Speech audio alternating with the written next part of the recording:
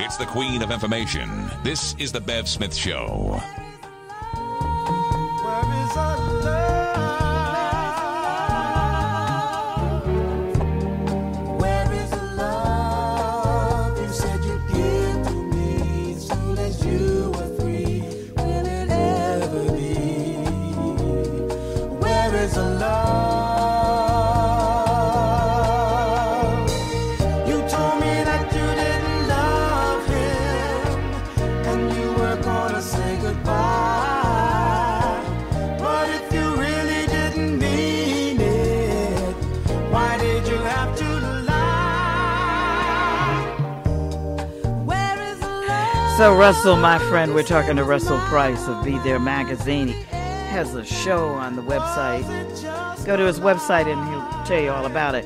So that's exactly what I'm asking, because a lot of women now who are man sharing, and it's larger than we know the numbers, and it crosses all kind of boundaries, and I mean economic, religious, different and geographical. I mean, somebody from New York married somebody from Alabama. Where is the love in this whole thing? If a man is married and you have settled for, because you said the woman dictates how she's to be treated, will he ever leave her? What should she do when he cuddles up to her at night? You know, baby, I just love you. I can't leave her right now, but when the time is right. That's just a line, isn't it? Without a doubt, that is just somebody telling you straight up that they're not somebody who is going to be your man. A true man would not do that. Not only would he not do it to his wife, would not do it to the woman that he's dealing with. You have no man. He's not going to leave his wife. He's not going to marry you. And even if he did, would you want him to be your man?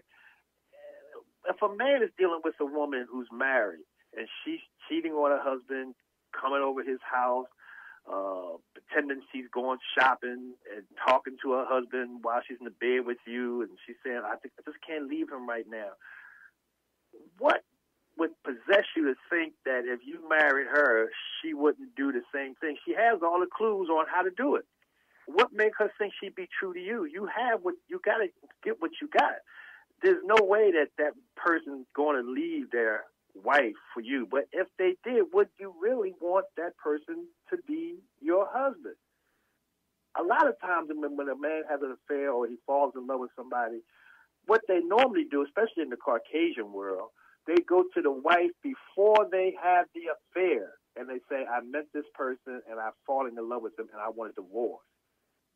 That you can respect more than dating the person or seeing the person under the assumption that I'm not happy at home, but I can't leave because it's going to be cheaper to keep her, or I just can't do it. Whatever the excuse that they So give. wait a minute, Russell. Wait.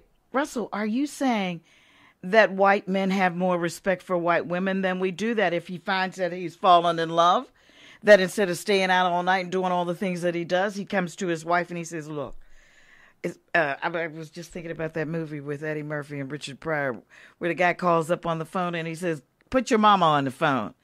Yeah, I'm not coming home. Are you saying that? Remember that movie? Are you saying that? I mean, that was a great movie. But are you saying that the white man has more respect for his wife than the black man, that the black man would continue having these polygamous relationships and holding on to his wife? And then how can he do that? Because a lot of these men who have the women on the outside, if that woman says, like, hey, you got a wife and you can't, and you go home to your wife, so when you're home with your wife, you can't ask me about what I'm doing when I'm away from you. But that man will go insane if that woman says that. Or if his wife came and told him, I have another man, even though he had another woman. What is that all about? Men are insecure. Men are insecure. If you don't have your ducks in line and you don't have what I call the man card, you have to have the man card in your back pocket at all times to be able to pull it out and slap it down on the table A lot of men don't have the man card. They know what they're doing is inappropriate. It's not right. It's not spiritual. It's not marriage material. It's against the marriage, the vows they took. So they're very insecure with it. The woman is accepting it to some degree, dealing with a married man. If you meet a guy and he's married and he says to you, I want to take you out, you would say to him, the woman would say to him, I don't date married men. That'd be the end of that. If she's talking to the married man and she goes to lunch, the minute she takes the fork and put it in the cherry tomato and cut it and it spurts over the lettuce, he says, I got you now. Because you're talking to me, you know I'm married. You're having the lunch with me. And we're going to continue from lunch, possibly dinner, and we're be in your bed. You're dating a married man. You got to nip it in the bud immediately. That's what a woman would do. Back to the original statement about black men or white men treating black women with more respect. I don't say that treating with more respect. I'm saying that a person would do the right thing. If you really want to be with someone other than your wife, you would tell your wife, that's what I want to do, and you would file for a divorce. If you don't value your marriage or you don't value that relationship with your wife, then you're going to say, maybe I can have my cake and eat it too.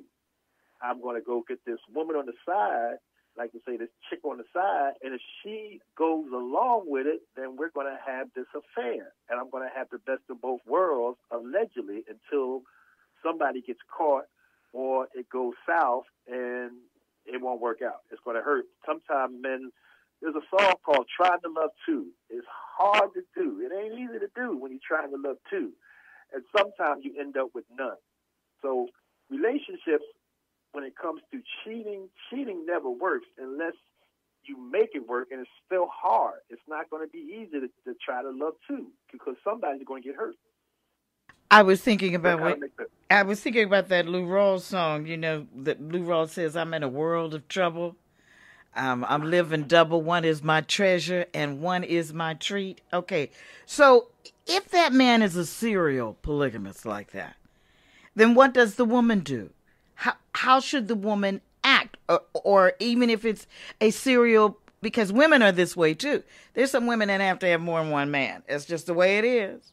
My meat man is a neat man. My ice man is a nice man. You know women like that, and so do I. But we know men who exhibit that behavior more than the women do. So what does this man really like? Is love even possible with a man? And if so, generalizing, how do men define love? Well, men seem to rationalize everything. You can rationalize anything. You can say, hey, I love two women. You know, I love them equally. Or one I love because she does this. The other one I love because she does that. In essence, do you truly love her? Do you truly respect her? Because when it comes out in the wash, you can't win. They're going to say, no, you don't love her because you're cheating on her. You're doing something against your family. When Bill Clinton got caught with Monica Lewinsky, people looked at him like, do you love Hillary? Do you really love Hillary? Because you're saying, I did not have sex with that woman. But you were the president of the United States in the White House, in the Oval Office, and you had an encounter with an intern. You can't justify it. He tried, but he could not justify it. It was not justifiable because at that point, you didn't have respect for her. And to this day, because he does so many other things to overshadow it, but when it comes to the relationship card or the marriage card, does Bill Clinton have it? No, he don't have it.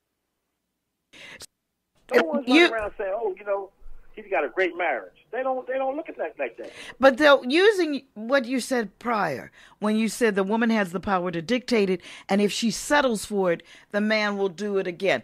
All right, then how do you define what Hillary did? What did they do? Did they have a contract? Look, Bill, we have these political aspirations. We have this, we have that, we have this, we have that. And so we cannot